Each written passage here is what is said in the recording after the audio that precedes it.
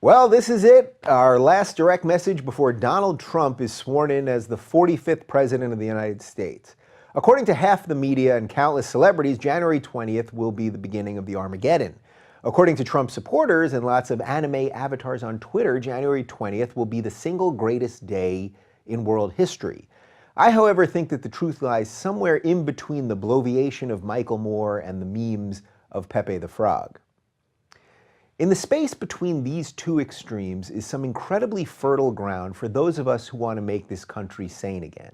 Think about it. When was the last time you felt that there was so much going on that was changing the world all around us all at once?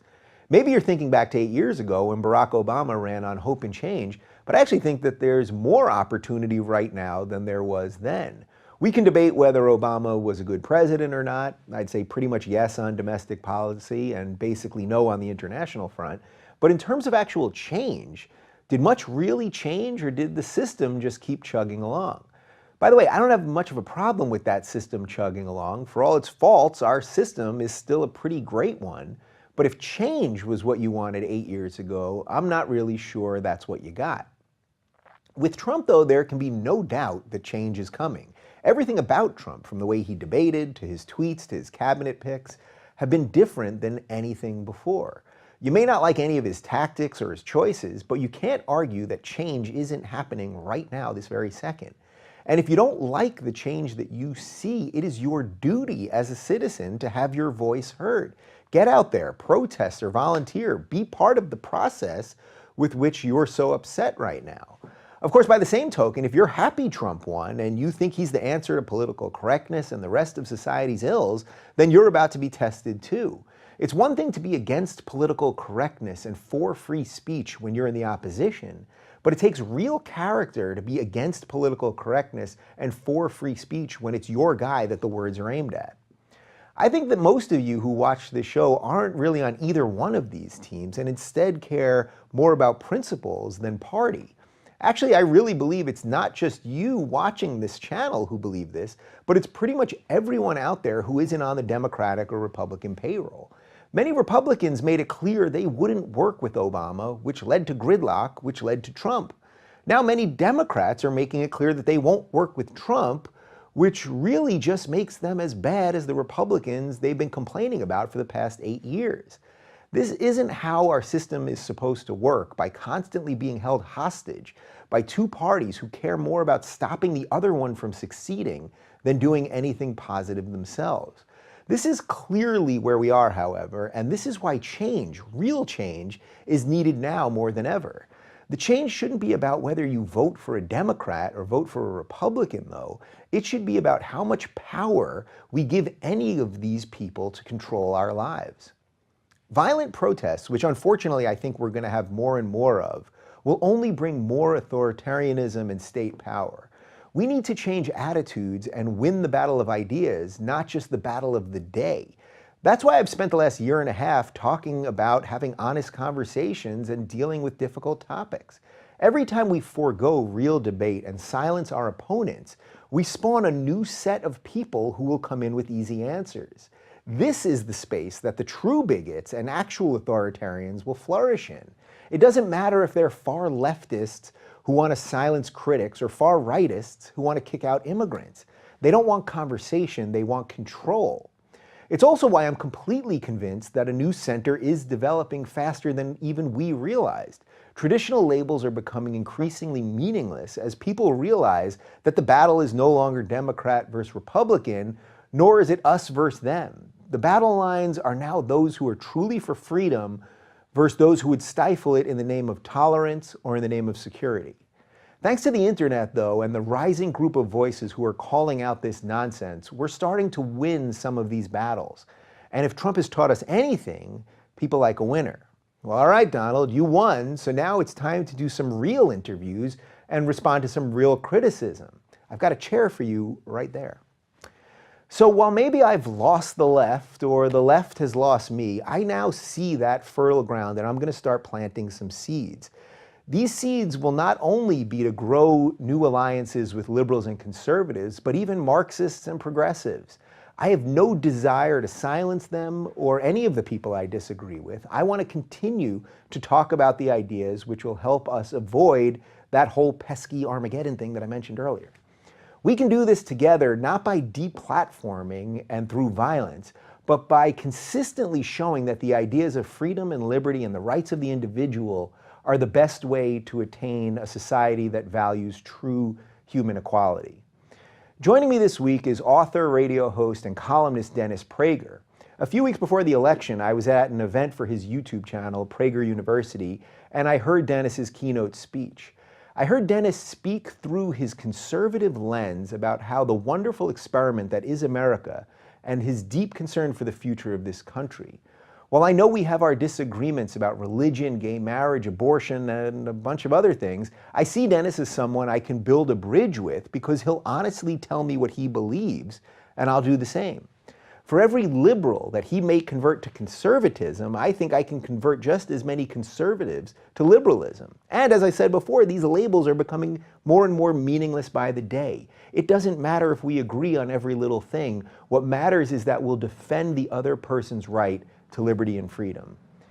As we enter this new phase of change, it'll be up to us as to whether the change is positive or negative. Our system is stronger than one man, but one man can change the world.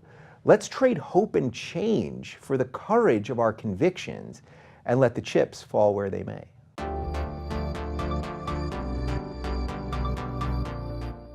Joining me this week is an author, a nationally syndicated radio host, a columnist, and the creator of Prager University right here on the YouTube. Dennis Prager, welcome to the Rubin Report. Dave, great to be with you. So somehow we've only met once, although I feel that we're in the same space and that I know you sort of just through your public self. But the one time we met, we were on Larry King's show on my old home, right. Aura. Yes. And, you know, they bring you on as the conservative and they brought me on as the liberal. And I think it was a little bit around my kind of waking up to what was happening with the left. And we kind of agreed on a lot. Not on everything, but we agreed on a lot. Do you find that odd that sometimes you can agree with a liberal because you are a conservative? I can agree with a liberal. I can't agree with a leftist. I make the distinction between liberal and left constantly because it needs to be made. The left is an enemy of liberalism, and I love liberalism. I'm called a conservative, but the irony is I don't know pretty much of any value that I changed since I was a liberal. Remember, I was born in New York. That's A. Yeah. B, a Jew. Yeah. C, Columbia. So that's a lot of liberal excuse stuff me, right exactly. there. That's a lot of democratic stuff. That's right. At least back yes, then. exactly. So that was a given to me. You were all those three things. It's like I always say on my birth certificate, it had, you know, on the days when you still had gender, gender, male, you know, political affiliation, liberal or Democrat. Right. So it was just a given. But I haven't changed my values. The left has taken over the word liberal, and so therefore I consider those values inimical to everything liberalism stood for. So one of the things that I've been saying is that lately defending my liberal values is becoming a conservative position. Now I suspect that's what I'm saying. What you felt. When did that change for you? So was there a time? It changed for me. Yeah. There were two seminal issues. Yeah. I knew I was not on the left when during the Vietnam War, which I was in college, and I knew communism was evil, and my life is devoted to fighting evil. That's what I care about more than anything.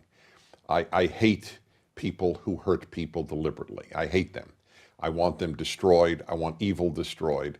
I have not wavered in that passion since high school. That's all I really. I mean, I care about a million things, but that's my greatest care. I want to destroy evil, Nazism, communism, Islamism, you name it. And the left didn't. The left hated Nazis, but they didn't hate communists. So it meant they didn't hate evil. And that's my first realization that I wasn't on the left. So, but I still thought I was a liberal, but not on the left. Mm-hmm. And then Ronald Reagan came, and in one sentence, it all turned for me. And then I became a Republican. And that was, government is not the solution, it's the problem. and that was an epiphany. And I thought, that's right. There are truths that are so real that if you have an open mind, it doesn't take more than 5 seconds to realize it. Does that necessarily make you a Republican, or does that really just make you a classical liberal? And I know I always say on this show, I have to use a lot of these terms that I think are starting to lose meaning, but Right. we need them just to sort of No, frame I'm some a of big this fan stuff. of labels. That's fine. But so what made you then say, okay, well, now I'm a Republican? Because that you could use that Reagan quote and say, well, I'm a classical liberal. It's liberty Fine, and but individualism all right. and limited government. Yes, but the home for classical liberalism is the Republican Party, to the extent that they're not big government people, which George W. Bush was, for example. But the only home between Democrats and Republicans for limited government people is the Republican Party. Yeah. Do you sense that changing now? Obviously, we're going to have to talk a little bit about Trump here. I think at first maybe you weren't supporting him, and then you kind of begrudgingly were, and then I think basically you supported him. Is that fair to Yes, say? no, I actually, I'm proud to say, although time will tell whether I will be proud to say, Yeah. but I was thoroughly consistent.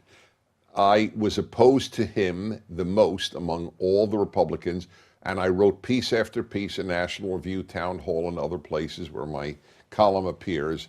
I was as anti-Trump as anyone, but I wrote from my first column, if he wins the nomination, I will vote for him. And my thinking was clear, and in retrospect was clear. I kept giving this analogy.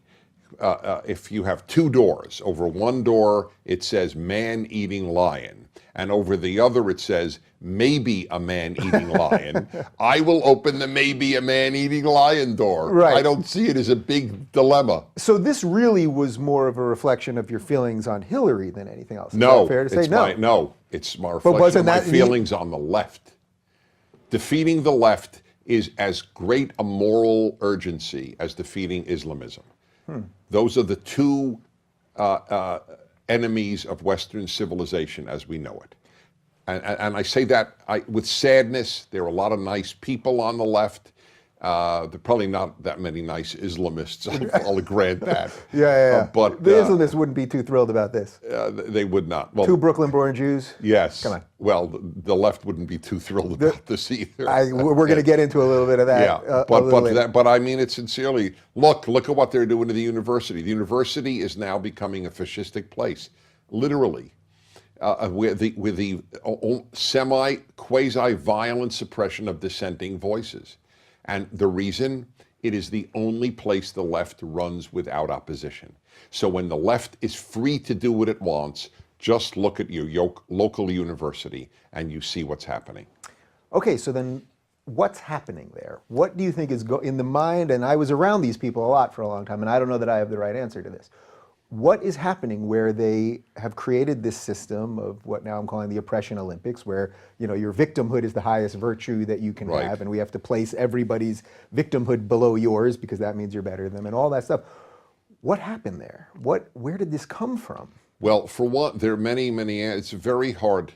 Analyzing the left has been as complex to me as the search for string theory is among physicists.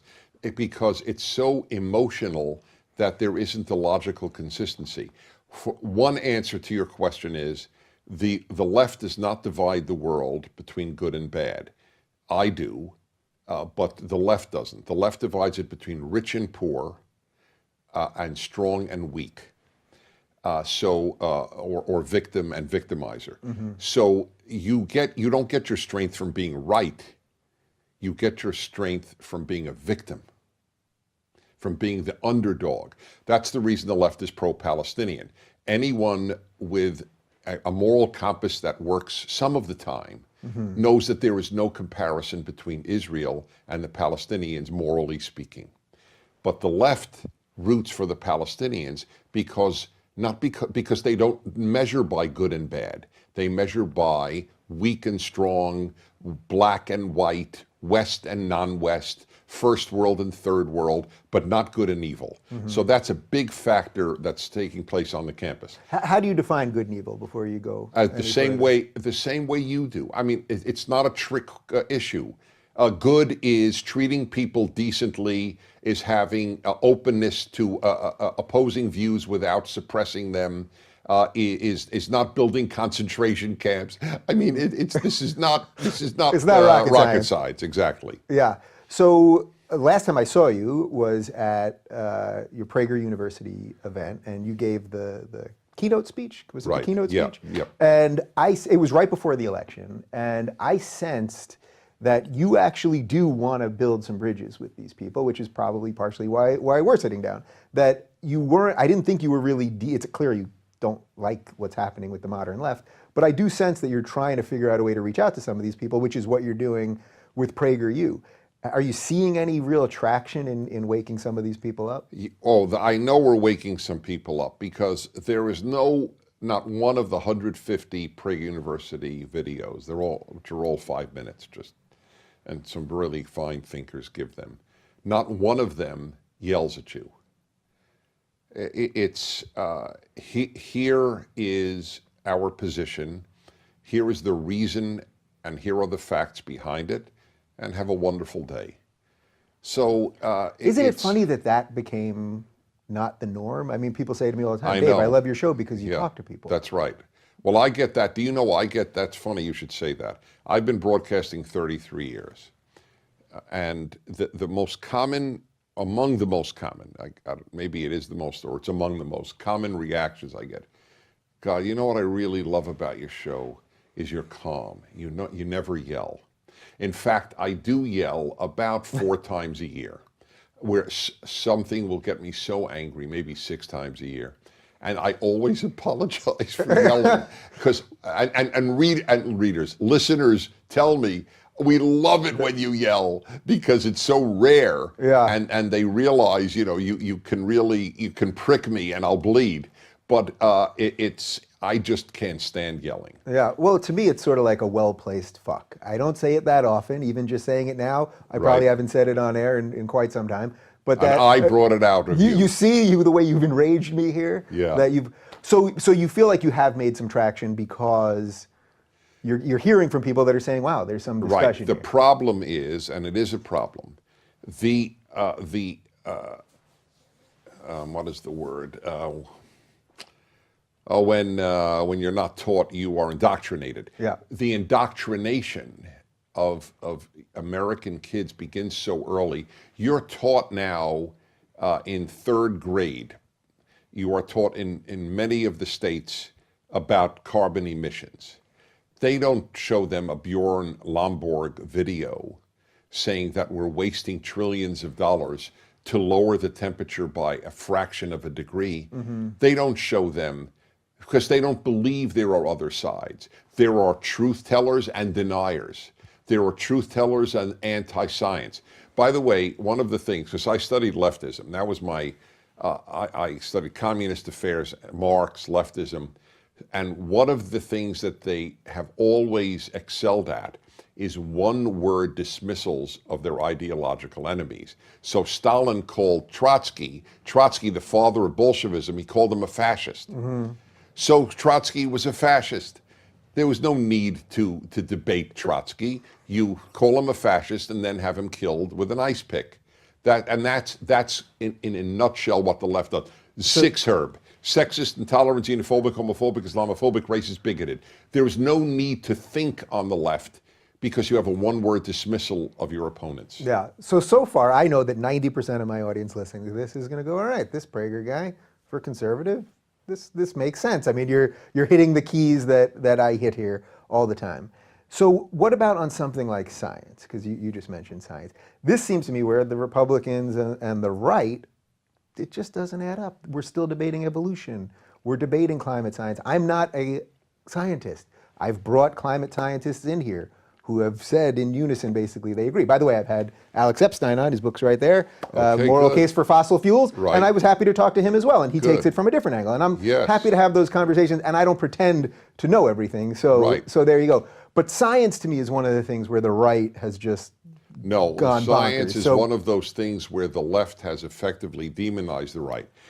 The position, I've never met somebody on the right who said the science is wrong. It's not Well, science. evolution, for example. Okay, well, all right, so you want evolution? Fine.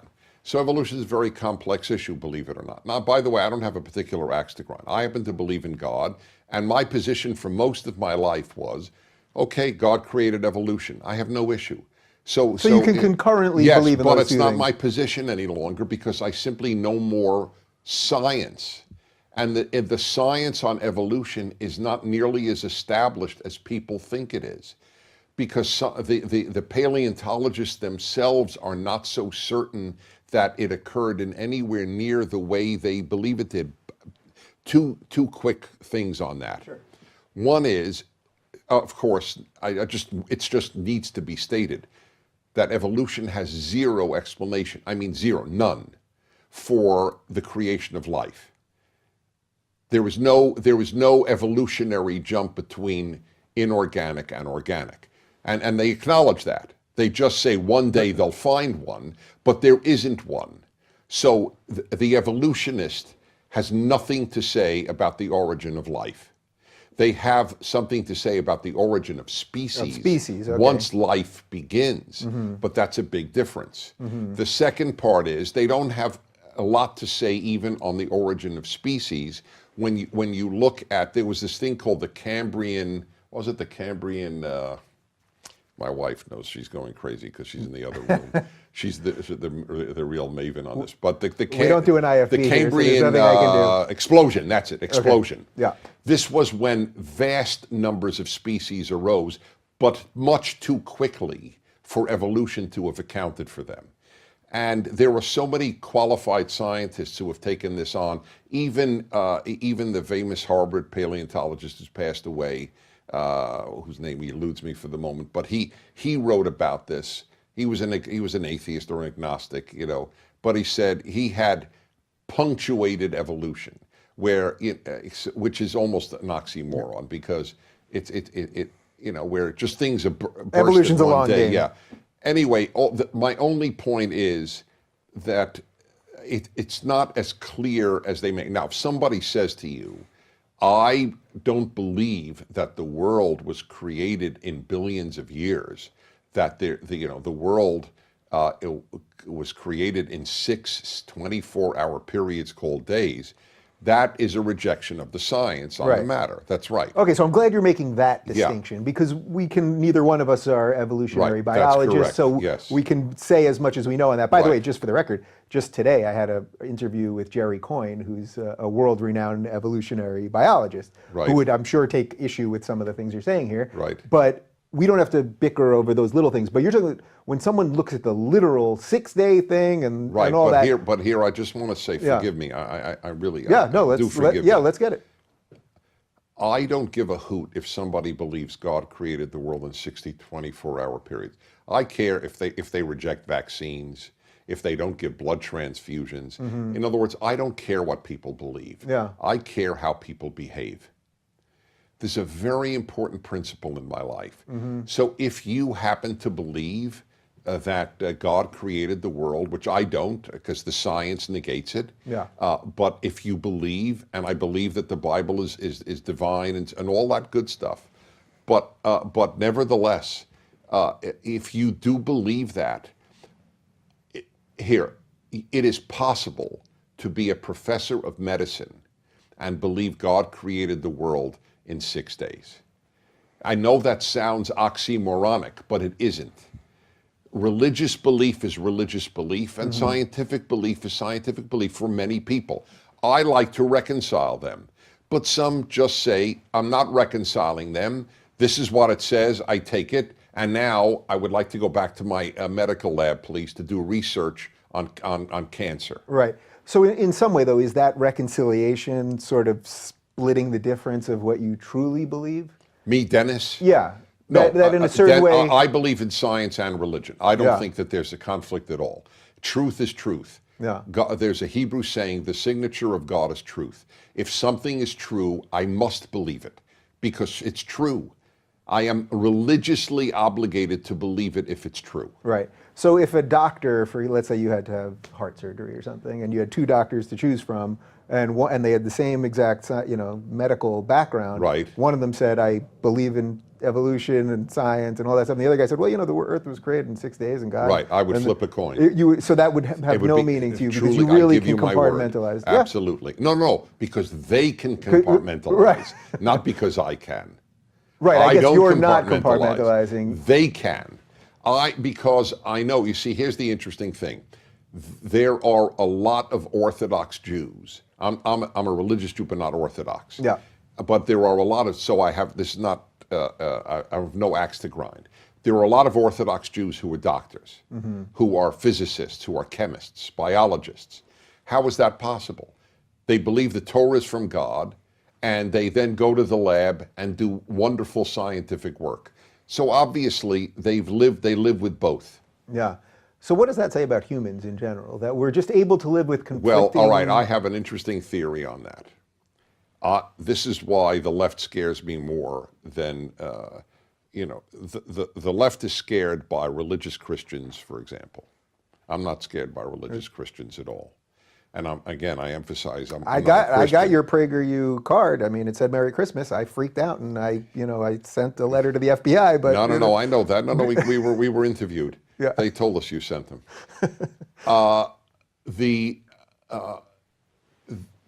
The fear that they have is not comparable. And here is a theory. So here's my theory. The human being clearly needs to believe some non-rational things. I believe that is part of what the human mind must have. So the religious person, the healthy, and I'm talking about healthy religious and healthy non-religious, Yeah. apples and apples. The healthy religious person confines his non-rational thought to religiosity. The secular person, when they have the non-rational, they're much scarier, because that is not about splitting of seas or Jesus walking on water. It's about real life. The amount of the non-rational that is believed on the left, that is scary. So Whereas basically, the non-rational in religious realm is not necessarily scary. It could be. You believe you murder people, you get 72 virgins, that's scary. yeah, but there's a lot of people that believe that. You're right, that's why I used Christians. Yeah. America was founded by fundamentalist Christians who produced an incredibly rational society. The competitive marketplace, the free market, liberty, these were very rational ideas. They were very religious. Men, not all, but many of them were. So, I welcome secularism in Iran, and I fear secularism in America. Right. There's something really there. Between those two things, we probably have the right society, I suppose. Yeah. So it's interesting because I see this constantly, and I'm sure you see it too, this constant attacking of straight white men, of Christians, all of these things. And what you're saying basically is we were born out of Christianity, America, and we've Yes. become absurdly tolerant. And yet, That's right. not absurdly tolerant, I think it's wonderfully tolerant. Yes. Uniquely. Uniquely, right. Right. And yet, there's just this idea out there that we are the most intolerant place. How do you fight Right. those ideas back? How you fight the irrational is very hard. It's very hard because you can give evidence. I give evidence for America being the least racist society that had multiracial elements in it in history. And it doesn't convince people if people have a vested interest in believing something, you can't talk them out of it. And this is why I fear the left. They have their world would collapse. It is like the famous book written when Stalin made his pact with Hitler. All these communists in the left who had followed Stalin, not all, many of them, thought, oh my God, I've been believing in nonsense my whole life. The God That Failed. It's a very famous book from, I think, the 50s or maybe the 40s. And it was about that. The left, why do people believe in communism? I mean, it is drivel. The thing is drivel. But when people drop Judeo-Christian religions, Catholicism, Protestantism, evangelicalism, Mormonism, Judaism, when people drop those, They don't stop yearning for religious certitude. So what they end up with is secular religious certitudes, and they are at least as scary.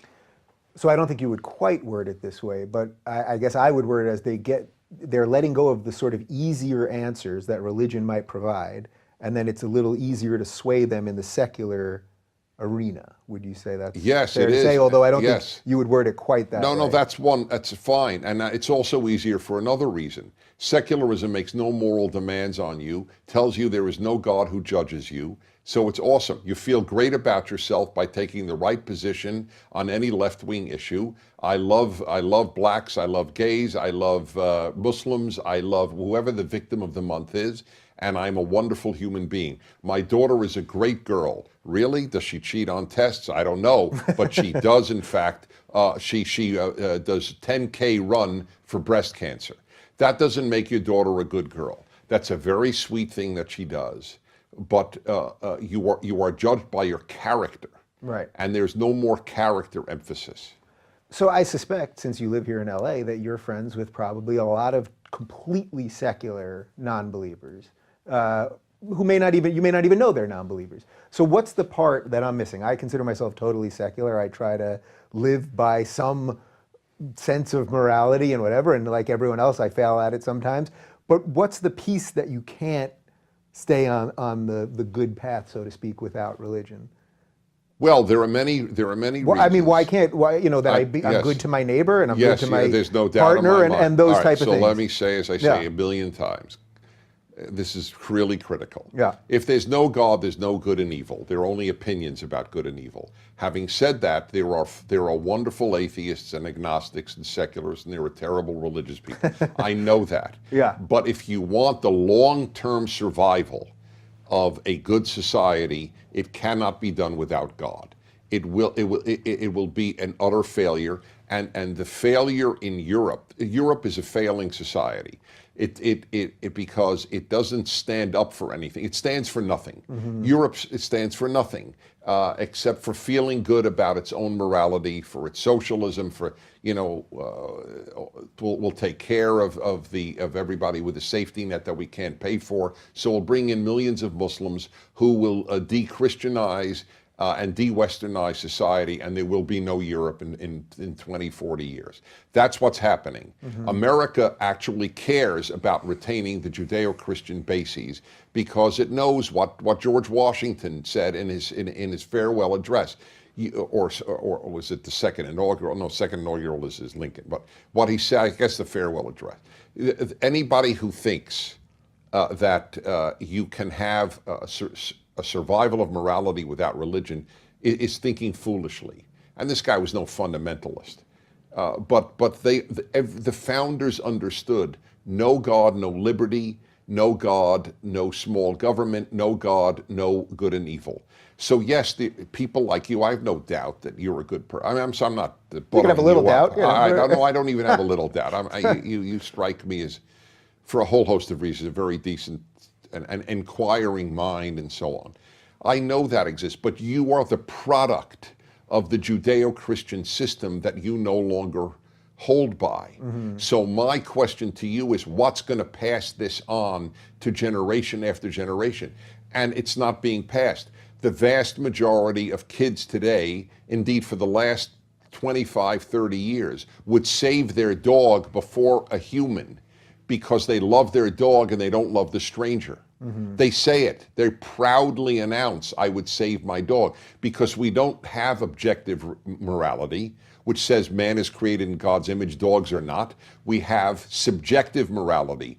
What do you love? I love my dog. So this must put you in a strange position with Trump, though, because I think out of all of the Republicans that you could have chosen, right, you certainly could have said Ted Cruz. You certainly could have said Marco Rubio. I said he was my last. He was my last choice, but he's the only one who could have defeated the left. So that concept of defeating left, that even superseded what... It supersedes everything. Right now, the left is so nihilistic a force in the world that almost anything supersedes it. I mean, there is a level of evil that I wouldn't vote for.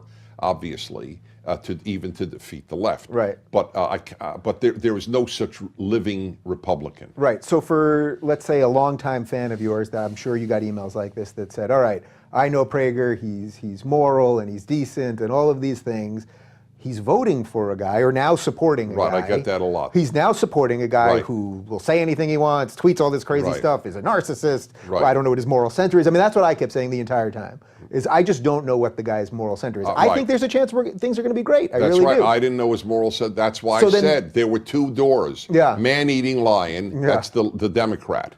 Maybe a man-eating lion, that's Trump. Yeah. So between maybe and definite, of course I'll vote for maybe. Right. So then, is this just a completely unique political situation? It is that a we're in, right? completely Like, is there unique- that is anything in right. your life that you can remember where it was like nothing. this? There was an article in one of the major papers today, I don't know if it was the Times or the Wall Street Journal, but one of them, about the uniqueness. This is a whole new episode. It was like Andrew Jackson transformed the country, FDR transformed the country. This might be one of those transformative moments. It might be the end of at least one of the parties as we know it. There are a whole host of things that could happen. Yeah. I don't know what'll happen. I do know this, though, that, and I say this to the conservatives who call in and are still sort of never Trumpers. I said, if somebody would have given you his cabinet list a year ago and said, we don't know who the nominee will be, but this will be the cabinet, what would you have said? And they would have said, we would have been ecstatic. Right. So ironically, he ended up going more conservative That's correct. in his cabinet than he Yes, ran on. that's correct. So he's got the Trump people, the MAGA people, are annoyed at him about the cabinet, and the conservatives are going. Well, I don't know if the Trump people are. Because I think there's a sense that maybe it's a little more. No, well, they're more okay. State power, sort of. The people who are not conservative who voted for him don't care who he appoints to cabinet. They care whether he improves the economy. Do you think there's a danger in just the way, the cult of personality around him, that we have a leader that it really is superseding logic and reason, even if you end up liking some of the things and he lowers some taxes and we don't get involved in crazy military things? Do you think just that cult of personality? Now, we certainly had it with Obama too. Well, that's my point. You answered my question. Yes. I answered my question. Yes, you answered your question. That's well said. Yes. It'll be very difficult to match the amount of cultiness around Obama. So the change, this is what I mentioned at the top of the show before you sat down, that the change, Obama came in with hope and change. In a certain respect, there wasn't a lot of change. He did some things. Oh, he changed. So what are some of the things that he really changed? He changed, what percentage of the economy is health, and he changed that to move toward a one-payer economy.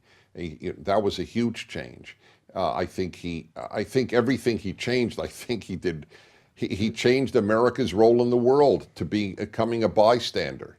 Assad, there's a red line in Syria if you use chemical, biological weapons. So he uses those weapons, nothing happens. So it's a green light to Iran, do whatever you want in Syria. Russia takes over Crimea. Gee, that's really unfortunate, but I still won't arm the Ukrainian government. So he is back down in every instant. Then the agreement with Iran, the only government in the world that has announced it wishes to commit genocide. I mean that's pretty significant. There's a great Talmudic phrase: those who are kind to the cruel will be cruel to the kind. So the nicer he got to Iran and Castro, the tougher he got on Netanyahu. So this is classic. This is a rule of history. It's a 2,000-year rule from the Talmud. Those who are kind to the cruel will be cruel to the kind. Obama and the left perfectly encapsulate that vision. So I suspect I know your answer to this, but going to Israel for just a second, you're a big defender of Israel. I think you did a video before PragerU about Israel. Did you do something before? No, that was PragerU? That was, yeah. Okay, so that was even that before I knew about... Yeah, that was a viral one, yeah. Yeah, where you gave, I thought, a very thoughtful, historically accurate version of what the truth is, and the big line, I think, well, I'll let you say that, the end line, basically, that you say about one laying side down... wants the other side dead. And then laying down weapons. The end line was, yes, if tomorrow Israel announced, we are fighting no more, we are disbanding our army, we are dismantling our armaments, what would happen the next day? And if the Arabs announced, We are laying down our arms. We are fighting Israel no more. What would happen the next day in that scenario? Well, in the first scenario, there would be genocide. Israelis would be wiped out. There would be mass murder, torture, and rape in the streets of Israel.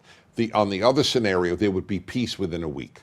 Yeah, so I basically agree with that. And so what is the obsession with Israel? I mean, as I pointed out the day of the obsession Kerry in the speech, world? Yeah, the obsession in the world. As I point out the day of the Kerry speech, I posted a image of the entire Middle East with one little orange sliver amongst all of this other stuff. That's right. And this thing is tiny. We're Yes. talking about at one point, I think Right. including the West Bank, 9 miles wide at one point. That's right. You know, you could have they have one international That's right. airport. Yeah. The one place where gays and atheists and Christians and That's Baha'i right. and Yes. all of these people, it's the only place where you can see an Orthodox Jewish man on a bus sitting next to a woman in a hijab. I mean, it's the one place of coexistence, and they're obsessed with it. That's correct. And this is where I feel like I've completely lost left. I have tried desperately to bring some clarity to this, and I don't Yes. know that I can. You What's the can. obsession? What's the Well, obsession? in the final analysis, you have really hit one of my deepest beliefs in life, and it's a religious belief. Jew hatred and Israel hatred is Jew hatred, not criticism of Israel. No one has ever said if you criticize Israel, you're an anti-Semite. But if you support those who wish to destroy Israel, whether you feel that you're a Jew hater or not is irrelevant. If you say, I want Italy destroyed, you can't say, I'm not anti-Italian. Right. Okay. So why, of all the 200 plus countries on earth, is only one targeted for destruction? And by sheer coincidence, it's the only Jewish country in the world. Why, of all the people in the world, has only one been targeted for true genocide? We speak genocide here, genocide there, genocide everywhere, but the one true genocide, take every baby, every child, every grandparent who is a Jew and gas them, slaughter them, shoot them, bury them, only Jews. Jew hatred is the only, and I wrote a book on this called Why the Jews. Mm-hmm. Jew hatred is the only hatred that is exterminationalist. That's very important. Whites who hated blacks did not wish to exterminate all blacks. Mm-hmm. You name, and it's a terrible hatred. It's not a defense of it, but there is no other. There is a desire to wipe out the Jews, and the desire to wipe out Israel is part of the desire to wipe out the Jews, and it is a reason that I believe in the truth ultimately of the biblical narrative, especially the first 5 books of the Torah, that when God chose the Jews, this chosenness led them to be the world's hated people because they ended up the conscience of the world. So is the irony that I think I think you've talked about this, I'm sure you've talked about this, and I think it was in one of your books actually, that if you took most Jews in America, they're totally secular. Correct. They've sort of, I think, and most are totally leftist. Right. And so I think Ben Right. Shapiro has said he says they've traded their religiosity for leftism. Right. Basically. Who said this? I think Ben Shapiro. Oh yeah. Well, they're right. This. I've been saying it since Ben was born. But no, that's not to take away from Ben. Yeah, before Ben was born. Yeah. But that is exactly right, and Ben is right, and whoever says it is right. The Jews. The way I put it is, Jews are to isms what Italians are to operas.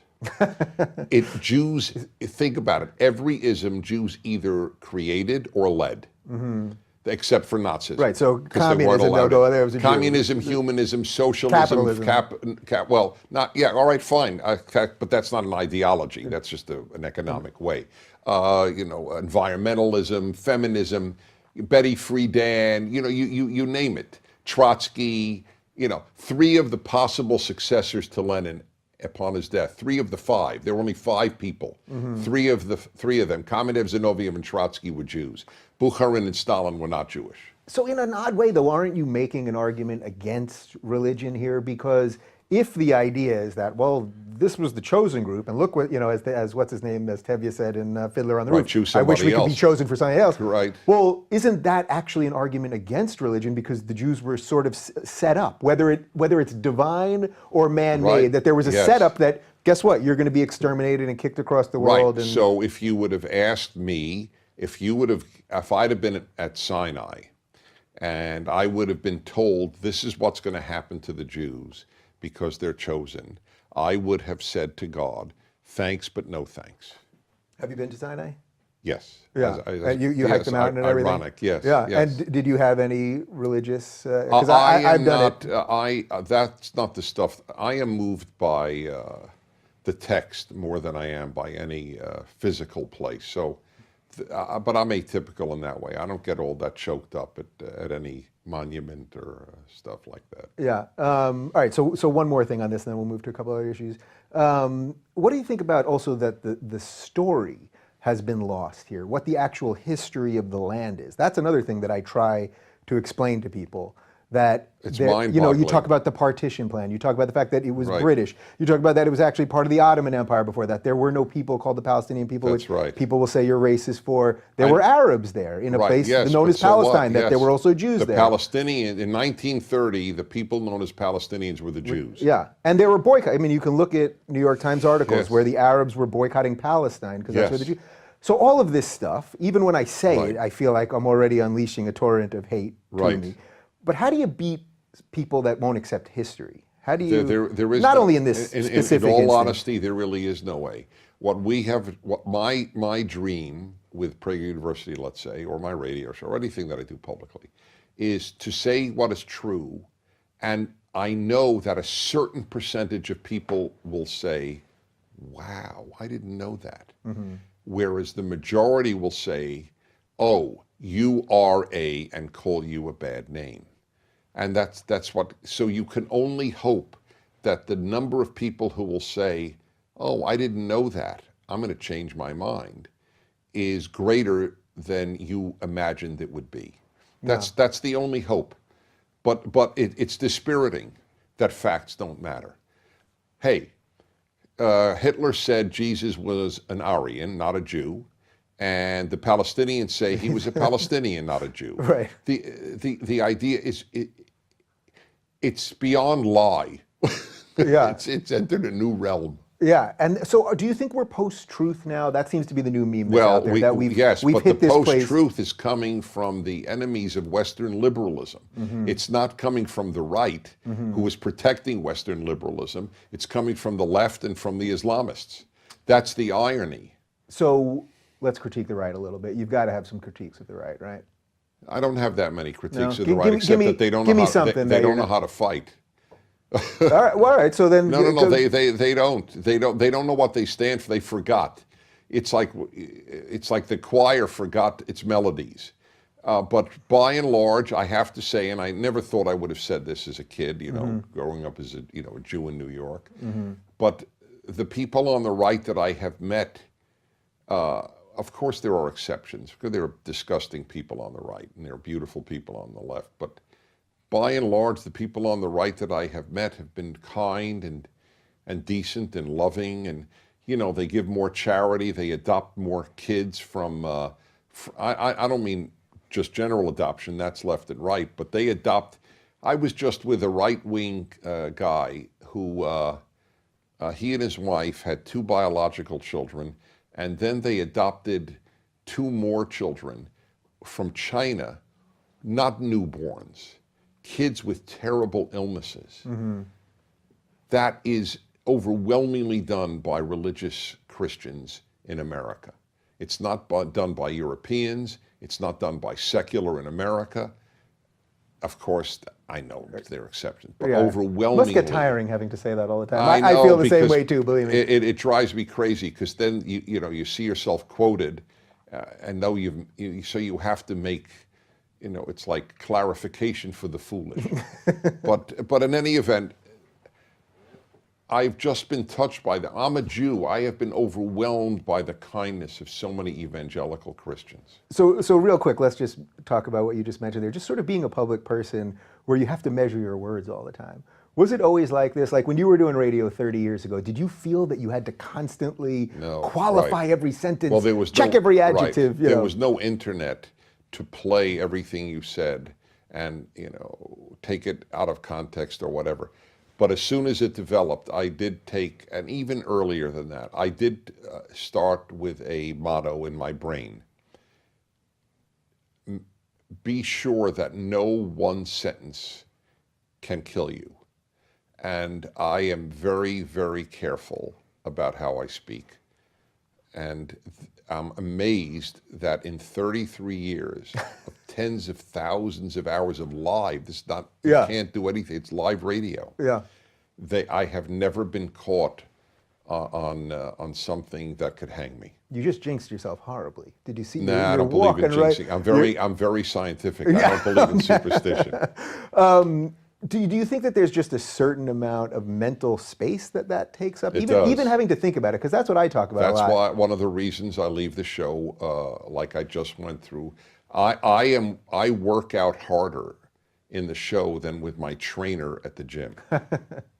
Just to sort of contain Yes. the potential errors. It's a chess game. Yeah. It is a 3-hour grandmaster chess game. And I suspect you would argue that all of that has to do, again, with the left and the buzzword. Yes, thing, it does, Because they've yes. pinned everybody into Well, this. look, I wrote a piece. Every so often I write pieces that have nothing to do with politics or religion or anything, but have to do with the private sphere. So I wrote a piece about 8 years ago. My syndicated column was when a wife is not in the mood, obviously for sex. I got it. So my argument is that if you love your husband, if you have a loving marriage, he's a good man, and knowing how important sex is to him, that even if you're not in the mood, why not give it a try? Because we can't be guided by moods. It's, and I wrote it, what if you're not in the mood to go to work? But it's important, you have to go to work. Mm-hmm.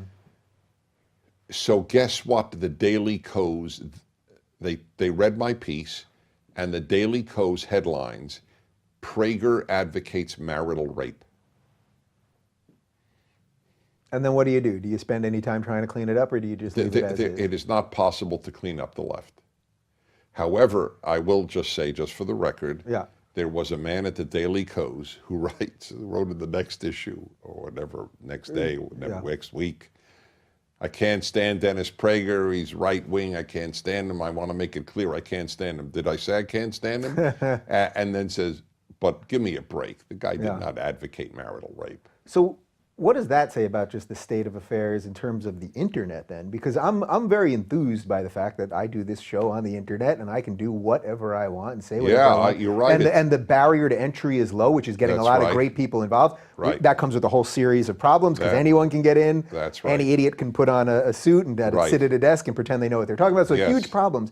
But what do you think about just that general state of that our media, nobody trusts anybody anymore?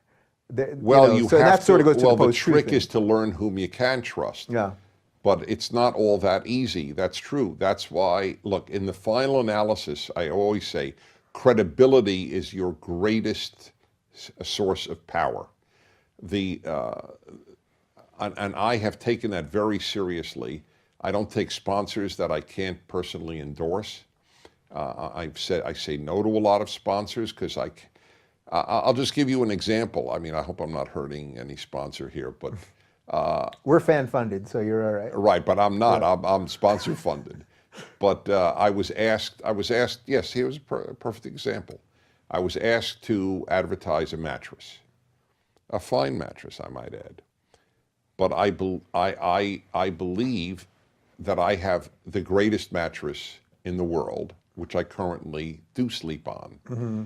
And I can't therefore say, this is the mattress I sleep on, even though they'll send me a free mattress.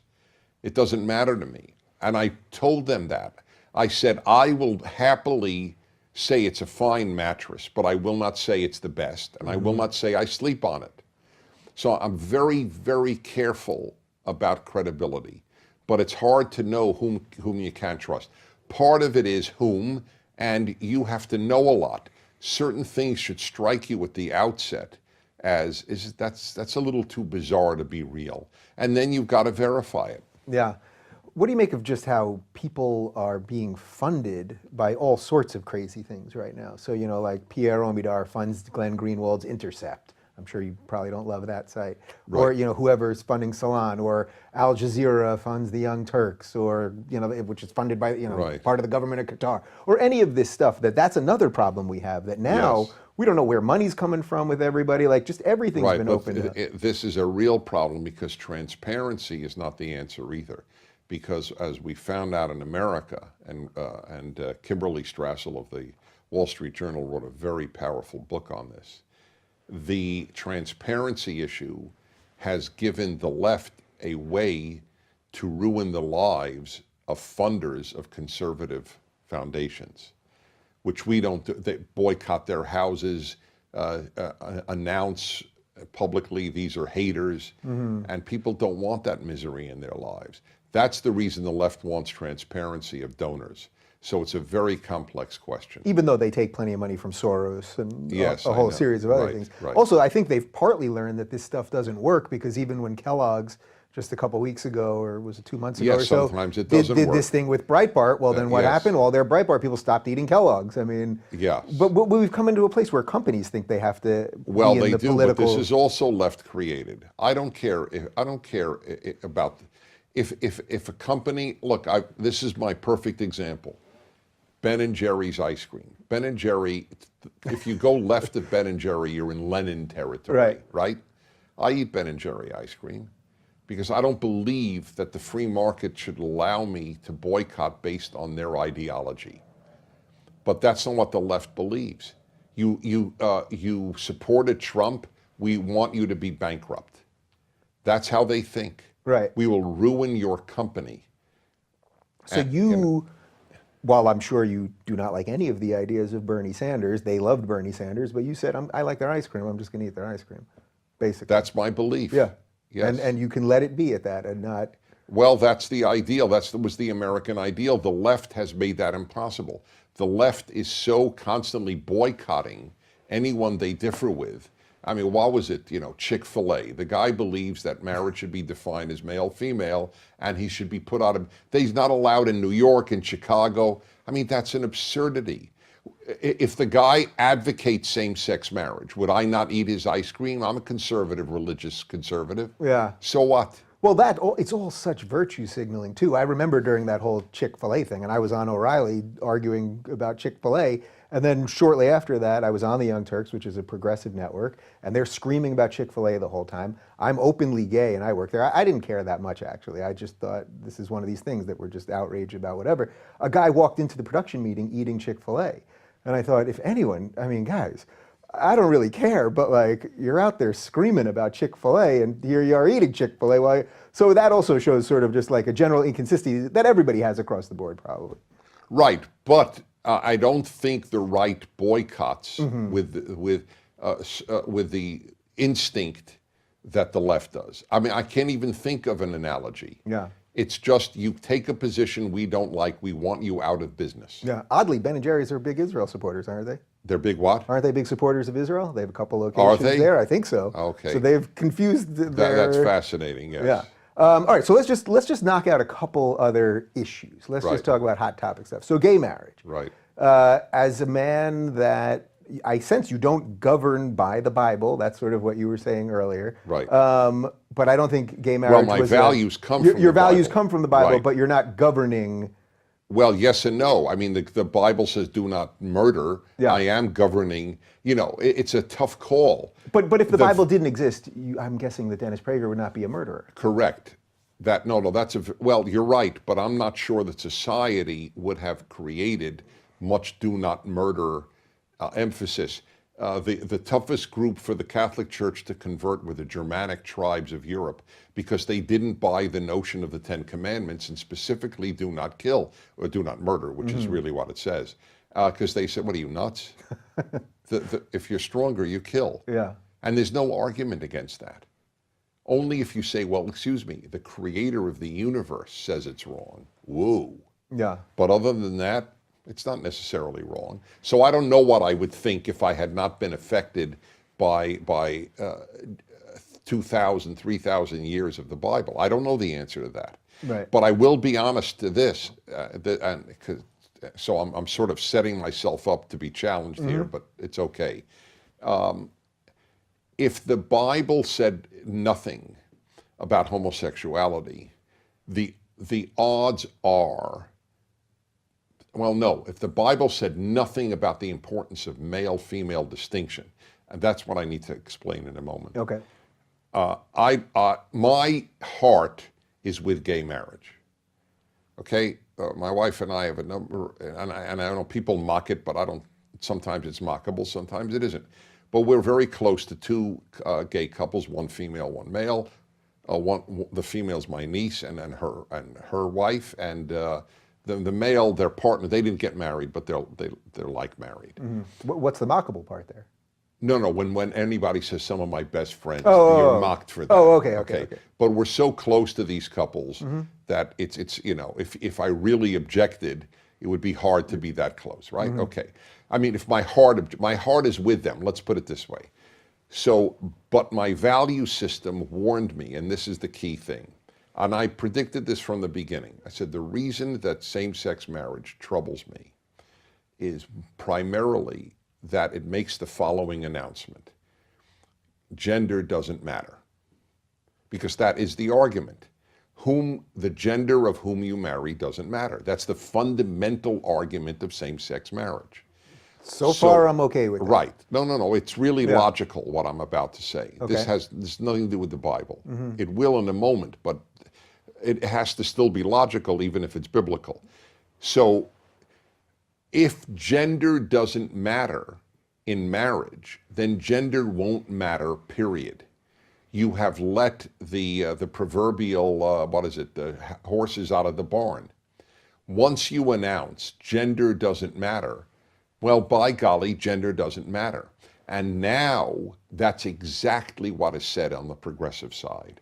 Gender doesn't matter. Do you know that in thousands of schools in America, teachers are told, do not call your elementary school students boys and girls. Call them students, because you cannot impose a gender identity on them. Let them choose their gender identity if they want one later in life. Right. So I get the slippery slope thing there. I get it. I mean, you can look at my Twitter. I mock these people all day long with these ridiculous terms but and phrases. It came from changing it in marriage. Okay, so there's sort of two things there. There's the original point about gay marriage, and then just the slippery slope that. So let's just separate those two things. So in terms of the gay marriage, my feeling always was I should just be treated equally under the law as everyone else. It makes perfect sense. Period. I want to enter a contract with someone. It happens to be a man. Right. You want to enter that same contract with a woman. I totally understand that, but I knew what's going to happen, and the price is too great. So I would want the gay person to have every right, and I know this is not the same as marriage, and I know every argument. I know every argument against it, and they're sound. They are. It's two sound arguments against the other. But if I think macro, not just micro, my concern is not just the individual, it's for the whole society. And I'm afraid the society has chosen wrong in this matter because of the gender doesn't matter issue. So, okay, so basically I sense you don't, I don't want to say you don't particularly care, because you're a caring person. I don't. It doesn't bother you in the specifics of you're in my home studio, you're in my home, I live here with a man. I am as comfortable with these two couples as with heterosexual couples. And by the way, for the record, right before we started, you asked me if I was married. You didn't know if I was straight or gay, and I didn't sense that you cared in any way. And then my immediate concern was, how did you meet? Yeah, how did I want to hear your romance. Right. I'm as interested as if it was a woman. Right. But because this is my view. You are decent and compassionate in the micro, but you have to have standards in the macro. Yeah. And they are in this one instance. I don't know of another one. I can think of one other, and it's related. If you want to hear it, it's not important. But this is the biggest conflict that I ever had, and that's why I worked very hard on this issue to learn what happened, why the Bible took the stance that it did. But we, meaning you and me, whether you're straight or gay, we are going to pay a price for the death of gender. The war against gender is a war against civilization, I believe. Okay, so now we're in the slippery slope portion of it. So Right. that part, I would say, do you think it's possible that if you give people a chance, so you let gay people get married, that the legitimate things that you're talking about, all these silly things, I see this where they don't even want to call them students. I saw one school they wanted to call them comrades, literally. I mean, Right. so I get that silly Right. stuff and all the labeling and all this nonsense, but that maybe if you let gay people get married, that they would actually be allied with you in this. But they're not. It's LG. I said this. Except some it's of them are because LGBT. yeah. If it was LGB, then they wouldn't be. But the activists. I don't. So you're separating the activists from But just the sort of activists, they're the dominant voices, and they're the ones who have the boycotts, and they're the ones who get gays angry, or blacks angry, or Jews angry, or women angry. They're the anger creators, the activists. You and I would have we'd have a great life. It'd be a non-issue. But the activists are the anger creators, and they added the T. And I asked well before this whole thing, what does T have to do with L, G, and B? I mean, I had a show on SiriusXM that was on the OutQ channel, the LGBT channel, which I'm happy to say no longer exists because gay people could have regular radio shows too. Yes, that's right. So I'm glad that progress came Right. so that there was no need for a ghettoization of a radio channel just for gay people. Right. I always wanted to be on the political channel anyway, and they threw me on the gay channel. So I'm fine with how it all worked out. Yes. But I do remember. Well, I assume you'd rather be on a political channel than a gay channel. Yeah. You're not defined by your gayness. This is as gay as it gets. Yes. I'm not even doing that good at it. I mean, wouldn't you rather be with someone a little more fabulous than this if you were going to sit across from a gay guy for an hour? No. You want to be normal. Yeah, whatever that is. I mean, I don't even Right. like the word normal, but Okay, this is fine. what I am. Normal is not defined by your sexual orientation. Yeah. That's what normal. I'm not saying heterosexual is more normal. By the way, I actually believe bisexual is the norm. So it's a very complex issue because in every society prior to the Bible, homosexuality was accepted. So this This is so, unknown. This is truly, and I didn't come up with this. Pro-gay professors did all the research for me. So I know all about this. I wrote a 17,000 word essay on this 25 years ago. This was a revelation to me. I thought the Bible was merely reinforcing the anti-gay feelings that permeated surrounding society. But it was unique. The Bible said, men, you are as happy with boys, I don't mean 8-year-olds, 15-year-olds, Yeah. just as a grown man is happy with a 15-year-old girl. But in that sense, homosexuals and heterosexuals are identical. But we are telling you, the Bible, as it were, I'm telling you, the Bible is telling you, no, confine your sexuality to your wife. The Bible eroticized marriage. So the line, though, that everyone goes to, if you're talking about gay marriage, they always say, well, I'm going to butcher it slightly, but don't lie with a man as you would a woman. Correct. I don't lie with a woman that way. So haven't I gotten a little trick here? Didn't I do a little Talmudic trick? That is a Talmudic trick. Pretty good. Right.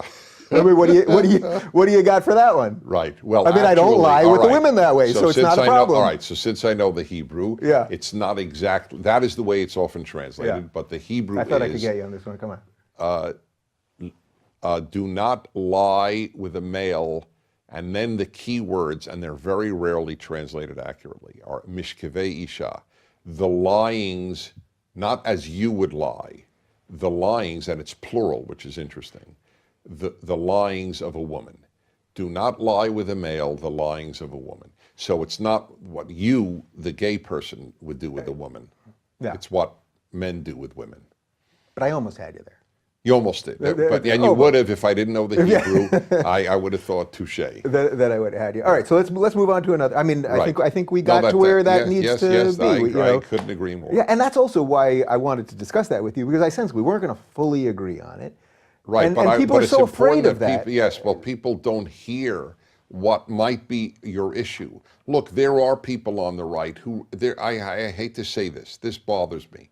There are people on the right who have contempt for gays. Yeah. And it's wrong, it's biblically wrong, it's humanly wrong, and it does bother me. Yeah. So in a weird way, though, so Trump on this must sort of give you a little angst because it's pretty obvious to me. He couldn't care less. He could not That's care why less. it doesn't give me any angst. Well, It's not. The Supreme Court has ruled. It's a non-issue. But it must give you angst in terms of that slippery slope. Oh, part, it does. It does yeah. give me angst. But I'm not sure, other than tweeting. And by the way, maybe one day he will tweet it. I wish he would tweet. Guess what? Teachers can't call kids in a lot of our schools boys and girls anymore. What do you think of that, America? I would like him to tweet that. Yeah, so that's actually a good segue to, I'll put the other one aside for a second, but some of the political correctness stuff. Because this is directly, I mean, it's been a sort of through line of everything we've been talking about here, but it's also directly affected your channel, so the PragerU channel.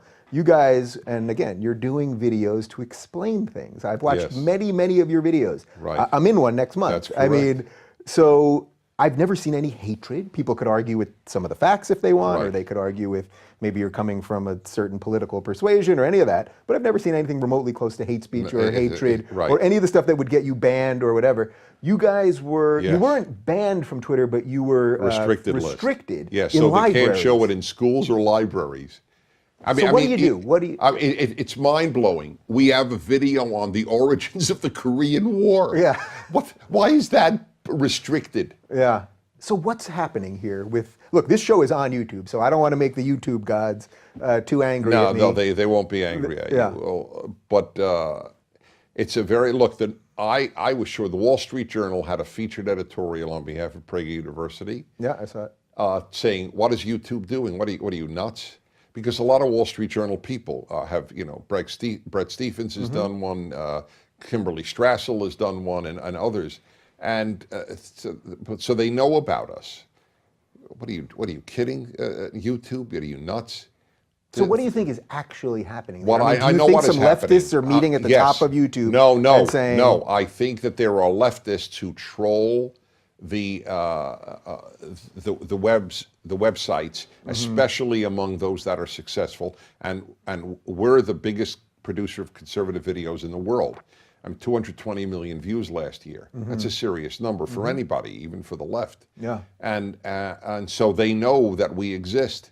And so if one bugs them, then they just say I don't know, bad material or objectionable or hateful. And if they get enough of those, there's an algorithm that says, okay, we got reports. I don't think they sit there. They don't monitor them. Right. They get feedback. And so leftists who want to shut us down send this feedback.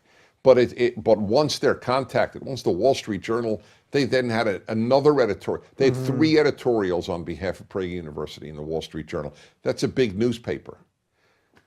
And of course, not one liberal newspaper has, so they're not liberal, they're left. A liberal paper would come to our defense. Right, so that to me is a great example of what the difference between liberal and left is. Freedom is the biggest issue. Because it's free speech. That's correct. Now we're talking about free speech. Yes, that is correct. And that's where, of course, they should defend. Right, and it isn't even, well, let's let the Nazis march in Skokie, Illinois, which precedes your day. Yeah, but I know it. But are you familiar with that? Of course. Okay, so there's a big Jewish area, including a lot of survivors of the Holocaust lived there. The Nazis, in their great evil, had a march. Neo-Nazis had a march there, and the ACLU fought on their behalf.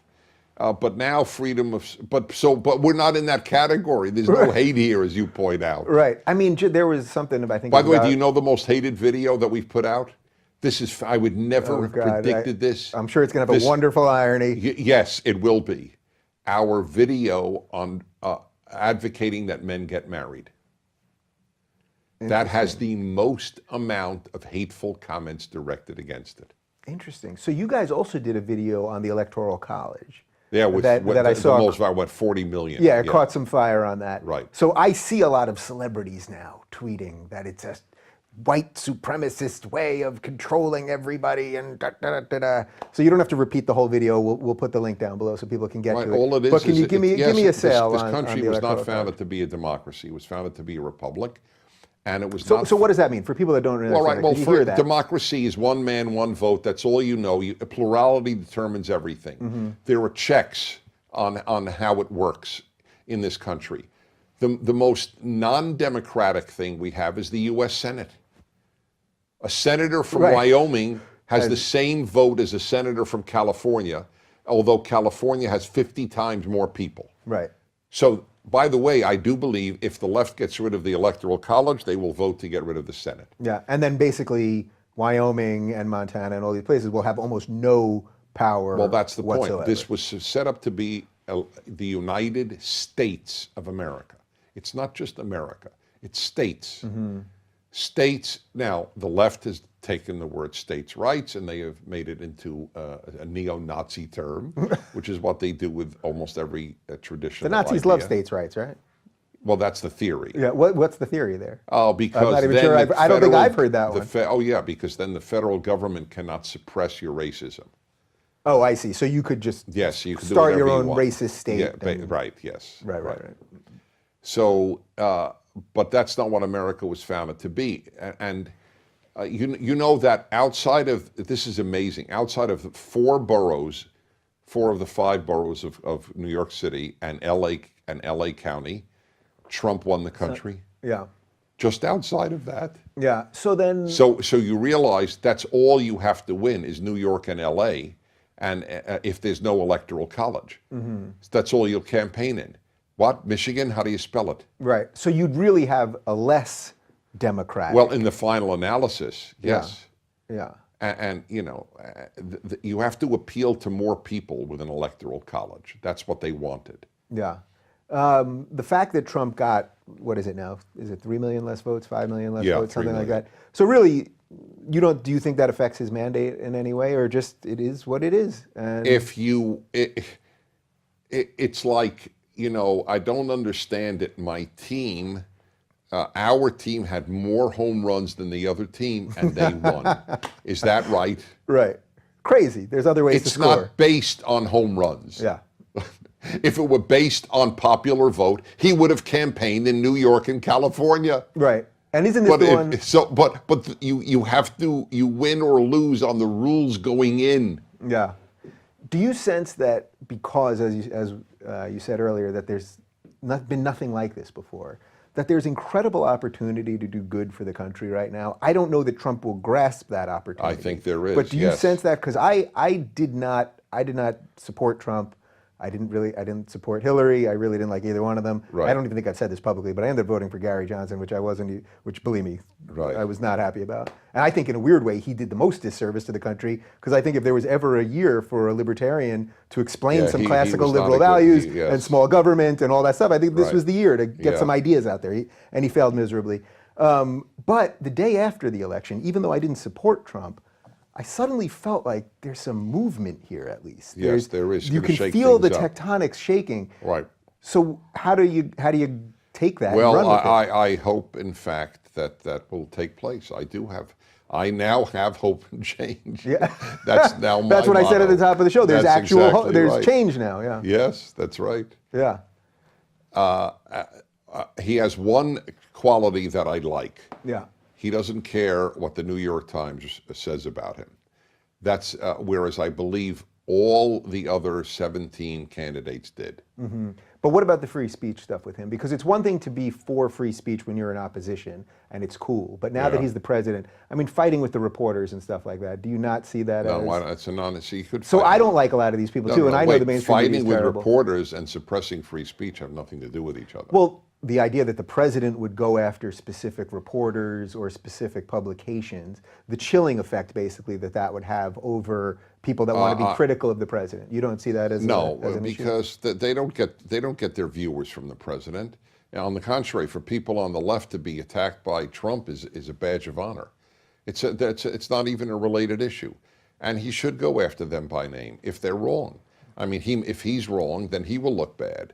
But if CNN reports what BuzzFeed says and is the only major network to report the BuzzFeed, what I believe is a lie, then CNN, which I go on regularly, so I have nothing against CNN, but Yep. they should pay a price.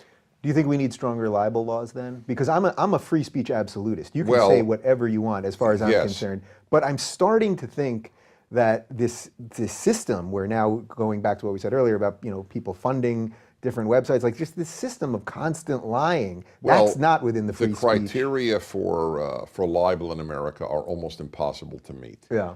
So I've felt, well before I knew of Donald Trump, I never watched The Apprentice. I didn't know really anything about him. Mm-hmm. But I felt that this country, I think that there are a couple of things from England. England has stronger libel laws. They may be too strong. England has loser pays in courts, which I think should be the issue in civil disputes and so on. If somebody sues you and they turn out to be wrong, why should you have had to pay your lawyer bills? I think you would cut down the number of frivolous lawsuits in this country by 50%. I think there are things we could learn from other systems, and I think libel laws might be one of them. Yeah. If I say, I saw you abusing children, why should I not be brought to court for libel? Yeah, it's funny. I just in the last 2 or 3 days, somebody wrote on a fairly decent website that I'm a white supremacist, and I was about to publicly attack them. I mean, I'm a white supremacist. This is like absurd beyond imagination. And I thought I can either now attack them and get them the clicks, which is what they so desperately want. In another situation, if I had a lawyer and a ton of money, I guess I could sue him for libel, or I could just do nothing and let it be. And that's what I did. I'm not sure you could, white supremacy, well, maybe. That's an interesting question. I mean, there was a bunch of other things there, but it would be close enough. Right. If there was no evidence. People say to me, you'll really love this. I get this comment a lot where somebody will come over, oh, Dennis, I love you. I get, and my wife is a witness. I get it a lot. And it's very sweet, and I'm very touched by it. But then they will often add, but everybody tells you that. And I said, no. Actually, that is not true. Type in Google Dennis Prager asshole, and you will get tens of thousands of hits. Just do an image search on that, and then I think that would be the, you know what? I never thought of that. Yeah, that's a whole other thing. I'm sure there's memes. I won't suggest that. Yeah. Well, you know what? I had a ton more to talk to you about, but instead of looking at these now, and I know some of them off the top of my head, we'll do this again. How about that? I would love it. I really would. Yeah. All right. You're terrific. I would love that. Thanks. Likewise. All right. Well, it's been a pleasure talking to Dennis, and you can check out the PragerU videos. We're going to put the link right down below, and don't forget to comment and like and all that good stuff so the algorithm doesn't kill us. And follow Dennis on the Twitter. It's @DennisPrager.